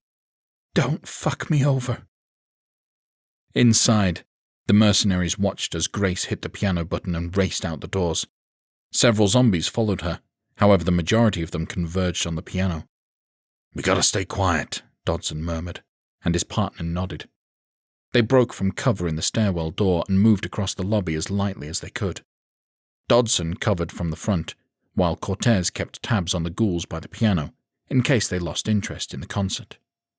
As the duo approached the front desk, Troy came out of the other stairwell door. Dodson aimed at him, nearly firing, but when he realized who it was, he gave the man a thumbs up. The trio reunited and headed for the front desk office. As they stood outside of the door, they heard the telltale scrape of a desk against the floor. A moment later, the door opened, revealing 3 mercenaries. Dodson held a finger to his lips and then leaned in, speaking softly. "We got a friendly in a truck bed outside," he said. "Let's go get her." "Her?" Stanton asked, raising a skeptical brow. Dodson jutted out his chin. "Yes," he said firmly. "Now follow me." Stanton and his team fell into line with Dodson, leading the way across the lobby, silent and quick. They blew outside and spotted 15 to 20 zombies around the truck. He motioned for the men to spread out and form a firing line. Dodson took aim at the back of a ghoul near the truck hitch. As soon as he fired, the rest of his team opened up as well. The 5 mercenaries made short work of the corpses, preventing them from even turning in their direction, let alone running towards them. Their fire attracted the attention of several ghouls inside, however, and Troy pointed wildly. "Behind us!" he cried. Cortez and Stanton turned, popping off a few shots and taking out the zombies tearing through the doors. They remained engaged, staring down their sights to make sure no others came out. As they stood guard, Dodson walked towards the truck. "Grace, you good?" he asked. She extended one of her arms up, giving them a thumbs up. She sat up, wiping some blood splatter from her face as she approached the railing. "Hell of a job in there," Dodson commended as he reached the truck bed, offering her a smile. She shrugged. "Just doing my part to live," she replied. hitting the safety on the gun and holding it out to him. "Here, you're probably going to want this back. Don't want you getting in trouble for giving a volunteer a gun." He took it, nodding appreciation in his eyes. Grace's watch beeped, and she looked down, seeing the 1-minute warning on her timer. 1 minute, she said flatly. Dodson's eyes widened, and he threw open the driver's side door of the truck. "We've got 1 minute!" he barked at the others. "Everybody in!" He jumped into the driver's seat, feeling to make sure the key was still in the ignition, which it was. The men broke away from the lobby and leapt up into the truck bed with Grace. Cortez was the last one in and smacked the side of the vehicle, prompting Dodson to punch the gas pedal. They sped off just as the roar of the drone echoed through the air. He drove several blocks away before skidding around a building for cover. "Everybody down!" Cortez screamed, and everyone ducked down against the floor of the truck bed, covering their heads. The missile whistled, and then there was a deafening blast that rattled the vehicle, but thankfully didn't shatter the windows. The group stayed still for a moment, and then slowly sat up, hair askew with looks of pale relief on their faces. Stanton reached over and clapped Cortez on the back. "Really appreciate you coming and getting us," he huffed. Cortez shook his head and motioned to the 2 civilians. "Don't thank me," he said. "Thank them. Without their help, none of us would have made it out of there alive." Stanton and his team nodded at Grace and Troy. The latter rolled his eyes. "I mean, if you really wanted to thank us, you could drop us off at the docks with the keys to a boat," he drawled. "Also wouldn't turn down a 6-pack. Cortez winced and offered a half-hearted smile. Troy simply shook his head. He knew that plan wasn't in the cards for them. Dodson got out of the driver's seat and strolled back to them. "Everybody okay back here?" "Oh, just peachy," Troy said dryly. Grace leaned on the railing. "So, now what?" she asked. He pulled out his walkie-talkie, holding it up and wiggling it in the air. "Let's find out," he said, and dialed up the command center. "This is Dodson. Do you copy?" he asked. "Yes, we copy," somebody replied. "Please hold." A moment later, Valentine came on. "Glad to hear you made it out, Dodson." "Thank you, sir," Dodson replied stiffly. "What's your situation?" Valentine asked. Dodson looked up, glancing down to the street he'd turned off of. "We're a few blocks south of the resort," he reported. 2 of us are in desperate need of a resupply. Have 3 others ready to rejoin the fight." "Good," Valentine replied. "There is a hot zone 3/4 of a mile to the east. Have the ones ready for a fight head that way. It's one of the schools, so they won't be able to miss it. As for your resupply, head to the airport in the northeast. We have a plane coming in. Load up, and then head to the school." Dodson nodded. "Understood, sir," he said, and then took a deep breath. "But there's one more thing." "Yes?" came the terse reply. Dodson rubbed his forehead. "Sir, I have 2 civilians with us." There was a long pause, and then finally Valentine said, "I'll be blunt. Our supplies are limited. Are they worth keeping?" Dodson looked over at Grace and Troy, chewing his lip. "Yes, sir, they are," he said firmly. "I wouldn't be talking to you without their help." "Very well," Valentine replied. "Instead of going for a resupply, bring them down to Harbor Town." Dodson let out a sigh of relief. "Yes, sir." The line went dead, and he put the radio away. He looked over to Stanton and his team as they clambered out of the truck bed. "You boys okay on foot?" he asked. "Yeah, we could use the exercise after being holed up in that office," Stanton replied. Dodson nodded. "Be safe. Those things are still roaming the streets," he instructed. "That bomb going off will surely agitate them." Stanton gave him a thumbs up and glanced back at the 2 civilians.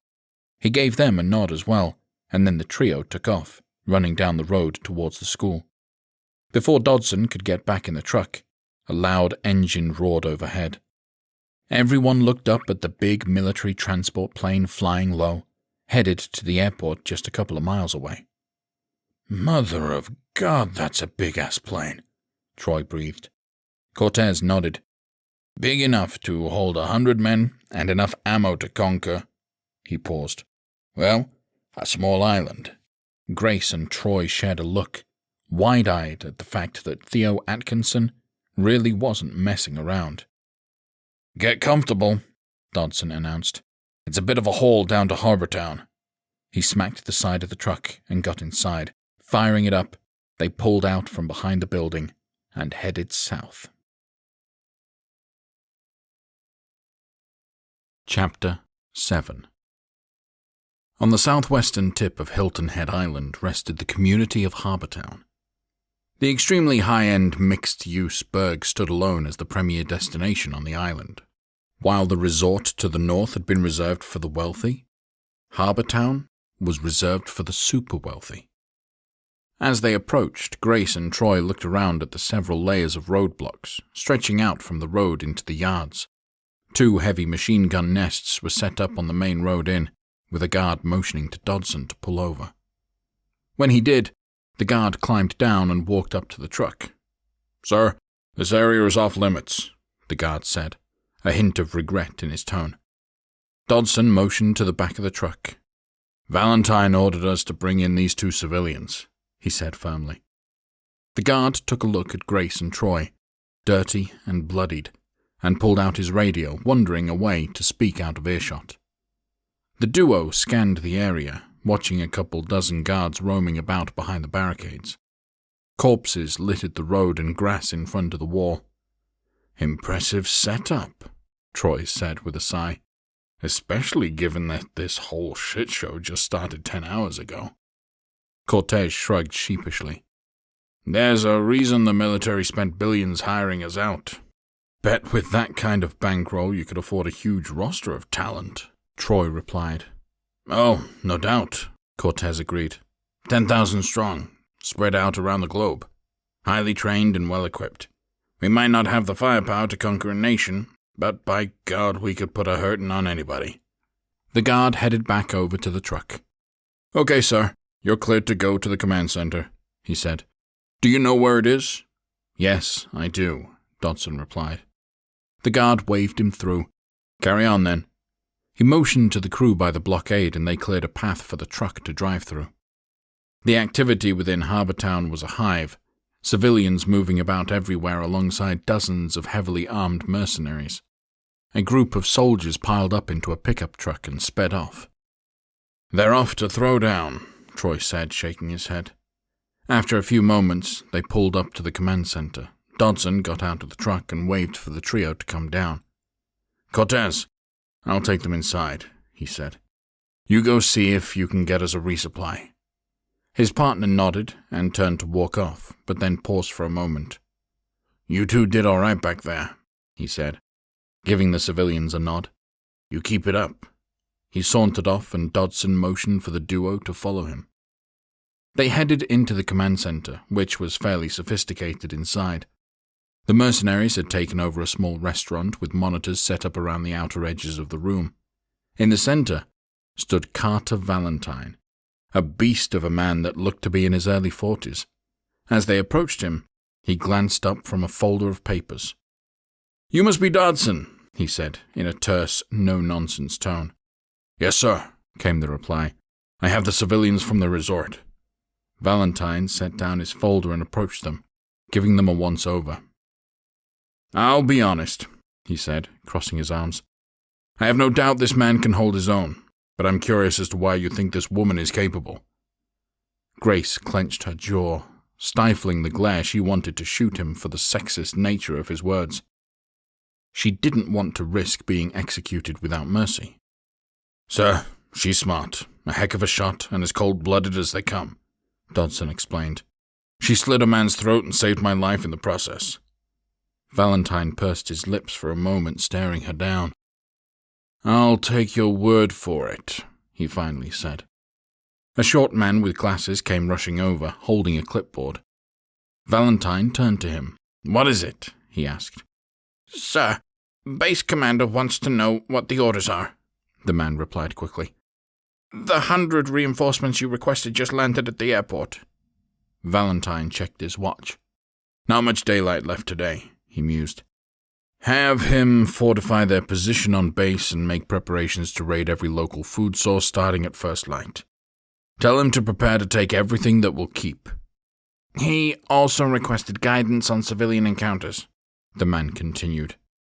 His superior shrugged. If they look capable, bring them in, he said. If they don't, instruct them to shelter in place. And if they're hostile? The man asked. Respond in kind, Valentine said simply. Yes, sir, the man replied and hurried off, scribbling on his clipboard. Valentine turned back to the two civilians standing nervously in his space. Apologies for the interruption, he said tersely. Dodson here says you're capable, so I'm going to assign you to a special civilian task force that we've assembled here. I'm not going to bullshit you. Your life expectancy on this detail will most likely be measured in hours.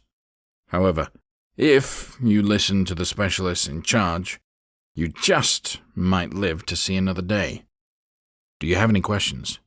Yeah, I got a question. A shrill voice echoed from the back of the room. A man emerged from behind a stack of boxes and crossed his arms. Why isn't this bitch dead yet? Grace rolled her eyes, recognizing him as one of the brutes from the bridge. Something you'd like to add, Mosley? Valentine drawled. Yeah, this trigger-happy bitch shot Zack in the face, Mosley snarled, pointing a finger at her. Isn't that right, sweetheart? She forced herself not to flinch away from him, despite his nasty breath. Care to explain yourself? Valentine asked, raising an eyebrow. Grace cocked her head. He shot my friend in the face, she drawled, keeping her voice level. Figured an eye for an eye was warranted. So, even though you were surrounded by heavily armed men, Valentine said, you still felt compelled to shoot. She shrugged. Didn't think about it like that, she admitted. Just reacted to the moment. Valentine smirked, staring at her with something akin to admiration. You're right, Dodson. This one is capable, he said. Quick acting and cold-blooded. I can use that. Well, hell, Mosley said, throwing up his arms. If you're going to use her, then you might as well go ahead and send her over to Beach Park. That place is a clusterfuck. Valentine shook his head. It's getting late, he said. But that will be their target at first light. What's this first light bullshit? Mosley bellowed, face growing red. Who gives a shit about these civvies? Send them in already. Valentine turned to him, gaze darkening. I don't recall asking for your opinion on this matter, he said, voice low. So unless you are volunteering to lead this operation, I suggest you shut the fuck up and walk away. Because I don't care about your personal vendettas. I care about securing this island. He raised his chin. So, what's it going to be? Mosley stared at him for a moment and then swallowed, clenching his fists and walking away in a huff. Dodson, I believe that is all I need from you, Valentine said, turning back to his subordinate. Please resupply and link up with a team. I have a feeling it's going to be a bumpy night out on the island. Yes, sir, Dodson replied, and headed to Grace and Troy, shaking each of their hands in turn. I know when you first met me you probably wanted to put a bullet in my head, he chuckled. Hell, you probably still do, he shook his head. Even so, I'm grateful for what you did today. They didn't respond, simply giving him a slight nod, and he headed off. Looks like you made quite the impression on him, Valentine declared. Troy shrugged. Bonds of combat, he said, waving a hand, or something like that. Valentine smirked and then leaned over to tap one of the working mercenaries on the shoulder. I'll be back in 10, he said, and then waved for the civilians to follow him. He led them out of the command center and into the heart of Harbour Town. The middle of the burg was an actual harbour, a series of docks with several vessels floating and bobbing on the water. I've spent a lot of time here during the last few months, he said as they walked, being the point man on the military base installation and all. A lot of the wealthy locals didn't take too kindly to a military grunt like myself invading their safe haven. But once word got around to who I worked for, he paused, tilting his head back and forth. Well, their attitudes changed a bit. Troy snorted. Given what's happened today, I'm guessing their attitudes changed quite a bit, he said. That they have, sir, Valentine replied. That they have. He led them onto a dock in front of a massive yacht, easily 50 yards long and 3 stories high. They walked up a large ramp to reach the deck, and he turned around, spreading his arms. This vessel is Molly's Recompense, named in honor of Theo Atkinson's late daughter, he said. Troy looked around the massive boat, taking in the luxury of it. What happened to her? He asked. Cancer, Valentine replied, shaking his head. Took her when she was 7. Atkinson was just an enlisted man at that point, and couldn't afford any of the experimental treatments that may have saved her life. Shortly after that, he was discharged and made it his mission in life to make sure he was never that helpless again. He turned towards the staircase. 10 years later, he delivered on that. He motioned for them to follow him into the hold. This way. The duo followed him down several flights of stairs, glancing down hallways at every floor. There were workers and mercenaries wandering about, busy as bees. When they reached the bottom, they found several jail cells.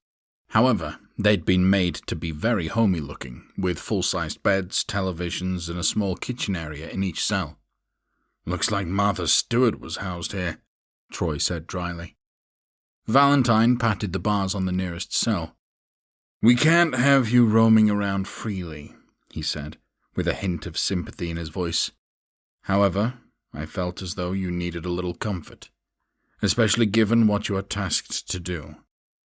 A couple of the cells on the left housed some rough and tumble-looking men. One lounged on his bed reading a book, and another wore headphones plugged into his television. None of them even bothered to look up at the newcomers.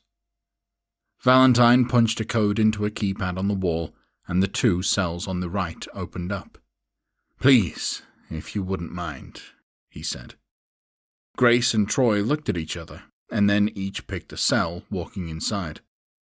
Dinner should be served within the hour, Valentine said as he punched another code to close the doors tight.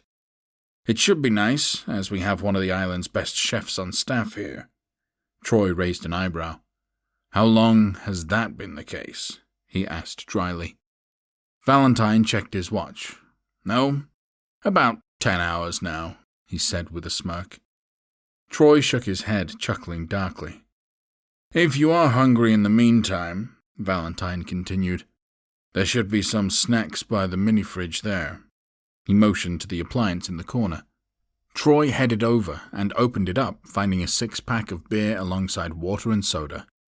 And beer too, he declared, picking up a bottle and checking the label. Good stuff too. I think you'll find that the QXR Group takes care of those who can contribute to its goals, Valentine said, and then turned to the stairwell. Now, if you'll excuse me, I have to get back to the command center. He didn't wait for a response, simply headed up the stairs. Troy popped open his beer and downed half of it in a single gulp before plonking himself down on his bed. It stood against the bars, separating him from Grace's bed. She simply sat on hers, staring off into space. You okay? He asked gently. She swallowed hard and then blinked a few times before nodding. Yeah, I'm fine, she said, her voice cold and level. He sighed, throwing up his free hand. Okay, what the fuck is going on with you? He demanded. What do you mean? She asked, her face betraying no emotion. I mean this morning. When we're at the store, you're acting almost like a helpless little puppy following Dante around, he drawled, shaking his head. Then 2 seconds after he hits the water, you turn into Sarah fucking Connor. What gives? Grace lowered her gaze to the floor. Not sure you'd understand, she said quietly. Well, hell, he said, taking a swig of beer. It's not like we have a whole lot else to do. Try me. She sighed. Okay. She fiddled with a loose thread on her pants, still not looking at him. Do you have any idea what my brother gave up for me? Yeah, his face, Troy replied, waving his hand around his own face. She shook her head. No. He gave up a normal life for me, she said, chewing her lip. Do you think it's easy walking around like that? I can tell you that just based on people's reactions that I've seen. It's not. Yet my brother carries himself with dignity every single day, even though it's not easy. She swallowed hard. He doesn't complain, even though I know it pains him that he can't have a normal life. And he's like that because of me. Because I wasn't strong enough to take care of myself. It's not your fault, he said gently, wrapping both of his hands around the bottle. You were young. Grace sighed. I appreciate it, but it's really easy to say that when it's not you, she explained. But ever since the fire, I've dedicated myself to learning how to take care of me. Learning to shoot, learning to fight, staying fit. Partially because I want Dante to be proud of me, but also because of guilt. She clenched her fists. Guilt because I wasn't strong enough to get out of the fire myself, and it cost him everything as a result. She looked up at the ceiling, blinking back tears. And you know what he's done since the fire? Taken care of me. So when a situation comes up where he can take charge, I let him. Because unless I have a damn good reason to take that away from him, I'm not going to do it. Troy took a thoughtful swig of beer, and then slowly nodded. Well, I can tell you this with certainty, he finally drawled. You definitely know how to take care of yourself. So on that point, you've done your brother proud. She nodded, and then got up, opening up her own fridge and pulling out a cold beer. She cracked it open and sat sideways on the bed, holding the bottle through the bars. Here's to living through the first day of the apocalypse, she said. He smiled and clinked his bottle against hers, and they took a sip, finishing their brews in silence, quiet contemplation with the anxiety over what the next day would bring. The end. Up next, Dante, Ace, and Lily risk everything when they embark on a rescue mission in neighboring Beaufort in Lowcountry, Part 3.